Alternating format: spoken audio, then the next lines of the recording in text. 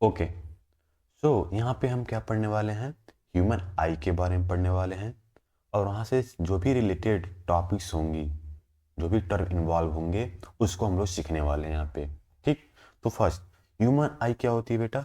Human आई एक sensory organ होती है जो किसी ऑब्जेक्ट को देखने के लिए हेल्प करती है with the help of light. अब ये कैसे कोई ऑब्जेक्ट को हम देख पाते हैं, उसको समझने का प्रयास करते हैं। फर्स्ट, सपोज दैट कि ये एक ऑब्जेक्ट है। सपोज दैट बेटा कि एक ऑब्जेक्ट है, एक कोई बॉल है। अब ये बॉल मान लो कि देख पा रहा कोई पर्सन, यहाँ पे कोई पर्सन ये देख पा रहा है। ठीक है, तो कैसे दिखाई दे रहा होगा? कहीं ना कहीं इस पर रे ऑफ लाइट फॉल्स हुई होंगी, फिर ये रिफ्लेक्ट करके आई में इंटर की होंगी। तो ये फिनोमिना होती है देखने के लिए। ठीक है, तो ह्यूमन आई क्या होती है? Human I is a sensory organ that helped in seeing an object with the help of light.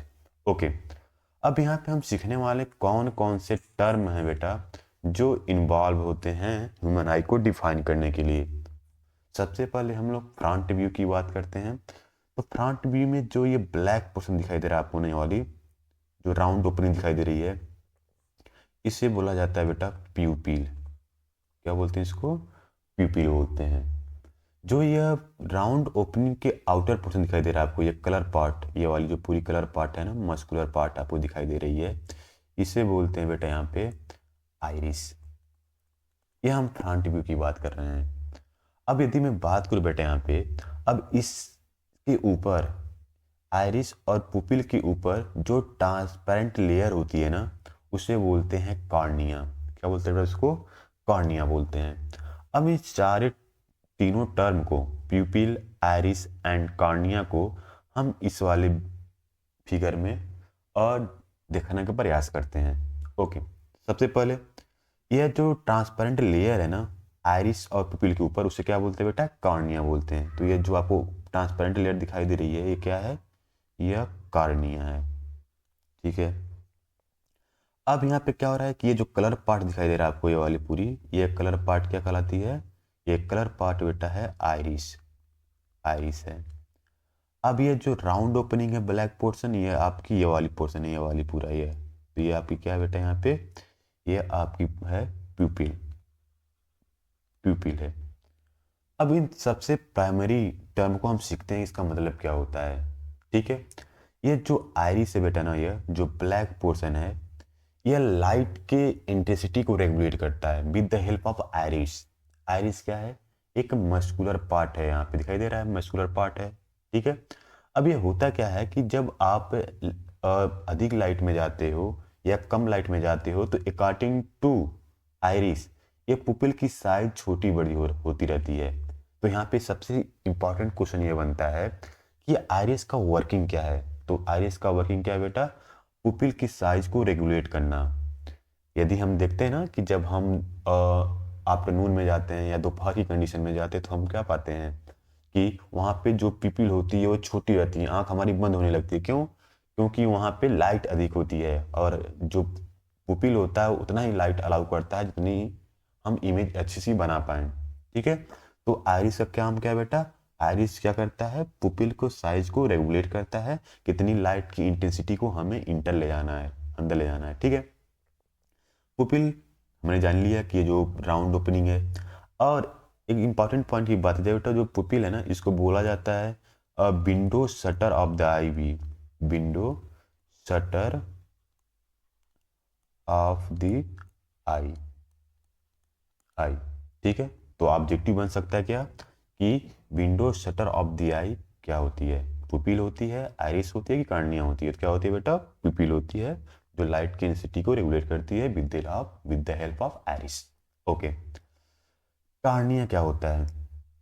Cornea transparent layer होती है जो डस्ट पार्टिकल से प्रोटेक्ट करती है आई को। ओके, तो कार्निया क्या बेटा यहाँ पे? Cornea is a transparent layer. Transparent layer, और इसका शेप क्या होता है? डोम शेप होता है। डोम शेप मतलब कि कॉन्वेक्स शेप का होता है इसका। ठीक है, चलो ठीक है, ये तीनों पॉइंट हमने यहाँ पे सीख ली। अब यदि मैं बात करूँ यहाँ पे, तो हर एक पर्सन का अलग अलग यहाँ पर क्या होती है? ये मस्कुलर स्ट्रक्चर होती है, यानी आइरिस होता है। ठीक है, ये किस पे डिपेंड करता है? यह मिलानिन पे डिपेंड करता है, मिलानिन पे डिपेंड करता है। ठीक है, अब आते हैं यहाँ पे और सारे टर्म के बारे में। तो हमने यहाँ पे क्या सीखा बेटा? यहाँ पे हमने ये सीखा यहाँ पर कि जो आउटर मोस्ट लेयर होती है वाली, इसे बोला जाता है कॉर्निया। जो ये कलर पार्ट दिखाई दे रहा है इसको बोलते हैं आइरिस। ये जो आपको ये वाली ओपनिंग दिखाई दे रही है इसे क्या बोलते हैं? इसे बोलते हैं प्यूपिल।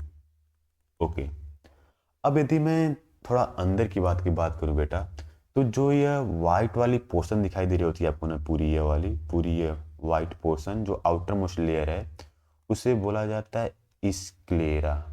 क्या बोलते हैं? स्क्लेरा। अब स्क्लेरा का मतलब क्या है? यहाँ पर मीनिंग क्या है? स्क्लेरा एक बेटा आउटर मोस्ट लेयर होती है आई बॉल की। ठीक है, ये क्या करती है?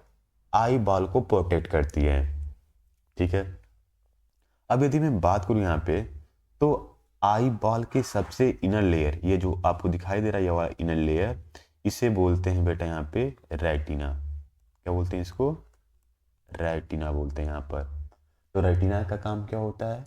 रेटिना के काम होता है इमेज फॉर्मेशन के लिए, यानी कि जो रेटिना पे होती है बहुत सारी मिलियंस ऑफ में फोटो सेंसिटिव सेल पाई जाती हैं। फोटो सेंसिटिव सेंसिटिव सेल पाई जाती है यहाँ पे। ओके, अब यदि मैं बात करूँ यहाँ पे, तो यह जो आपको दिखाई दे रहा है ना, इससे क्या बोलते हैं? यह बोलते हैं बेटा natural convex lens. Natural convex lens. अब ये जो होता है बेटा, ये फाइबर्स लाइक मटेरियल से बना होता है। अभी तक हमने क्या पढ़ा लाइट वाले पोर्शन में, कि किसी भी ग्लास की या किसी लेंस की जो पावर होती है या जो फोकल लेंथ होता है वो फिक्स होता है। But in case of natural convex lens, यह अपने शेप एंड साइज को रेगुलेट कर सकता है with the help of this muscles.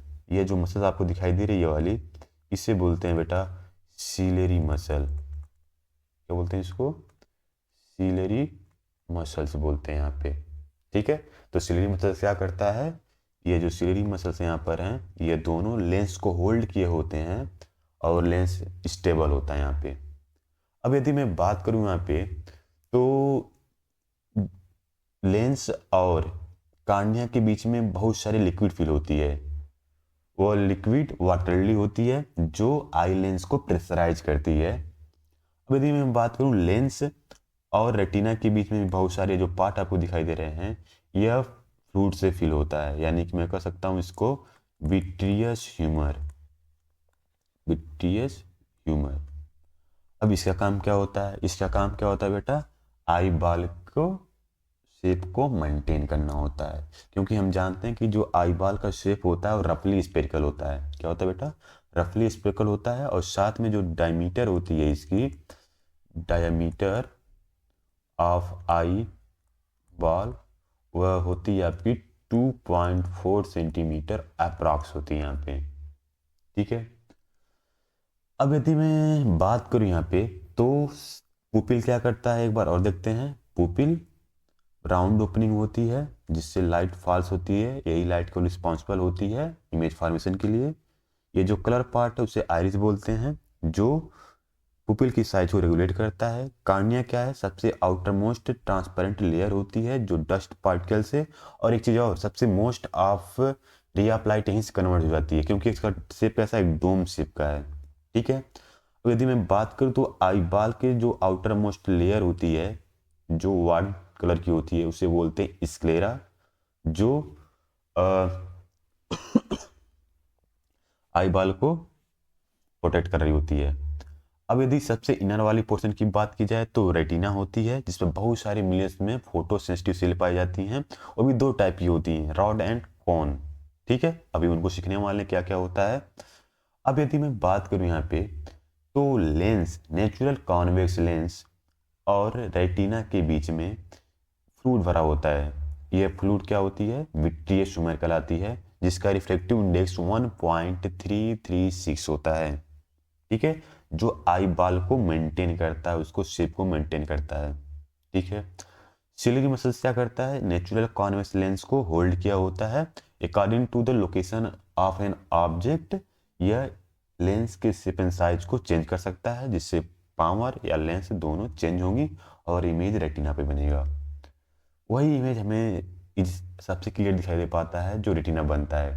अब यदि मैं बात करूँ यहाँ पे, तो एक स्पॉट दिखाई दे रहा है आपको। इस स्पॉट को बोलते हैं बेटा यहाँ पे ब्लाइंड सॉरी येलो स्पॉट। क्या बोलते हैं इसको, येलो स्पॉट बोलते हैं। अब येलो स्पॉट का मतलब क्या है कि सबसे क्लियर या शार्प इमेज यहीं पे बनता है। अब यदि मैं देखूँ यहाँ पे, तो ये जो नर्व आपको दिखाई दे रही है, ये नर्व, इसको बोलते हैं बेटा ऑप्टिक नर्व। Optic nerve.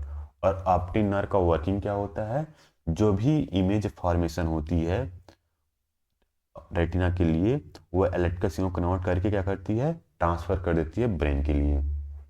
ठीक है। अब मैं देख रहा हूँ कि जो ऑप्टिक नर्व ना किसी एक पॉइंट से ऐसे स्टार्ट दिखते हुए दिखाई दे रहे हैं ना, यहाँ से ऐसे, इसे बोलते हैं ब्लाइंड स्पॉट। क्या बोलते हैं यहाँ पे, ब्लाइंड स्पॉट। अब ब्लाइंड स्पॉट क्या होता है, जहाँ पे फोटो सेंसिटिव सेल नहीं पाए जाते हैं। इसका मतलब क्या है, जब फोटो सेंसिटिव सेल नहीं पाए जाएंगे तो क्या होगा, इमेज का फॉर्मेशन भी नहीं होने वाला है। ठीक है। अब आते हैं बेटे यहाँ पे थोड़ा और डीपली जानते हैं। मैं यदि बात करूँ रेटिना के बारे में, तो हमने क्या सीखा यहाँ पे कि जो रेटिना होती है वह फोटो सेंसिटिव सेल को कंटेन की होती है। जो इंफॉर्मेशन हमें ऑब्जेक्ट से मिल रहा होता है, रेटिना पे फॉल्स होता है, उसको इलेक्ट्रिकल सिग्नल में कन्वर्ट करता है। यदि मैं बात करूँ तो ये भी दो टाइप की होती हैं। एक क्या होता है यहाँ पे, कोन होता है, एक क्या होता है बेटा यहाँ पे, रॉड होता है। अब यदि मैं बात करूँ यहाँ पे, तो जो रॉड होती है ना, वह क्या होती है, डिम लाइट के लिए सेंसिटिव होती है। डिम लाइट के लिए सेंसिटिव होती है, सेंसिटिव होती है। ठीक। और यदि मैं कोन की बात करूं, तो ये क्या होता है, ब्राइट लाइट के लिए, ब्राइट लाइट के लिए सेंसिटिव होगा, और साथ में एक कलर के लिए भी रिस्पॉन्सिबल होगा बेटा। ये क्या होगा, जो कोन सेल होता है वह कलर के लिए भी रिस्पॉन्सिबल होती है।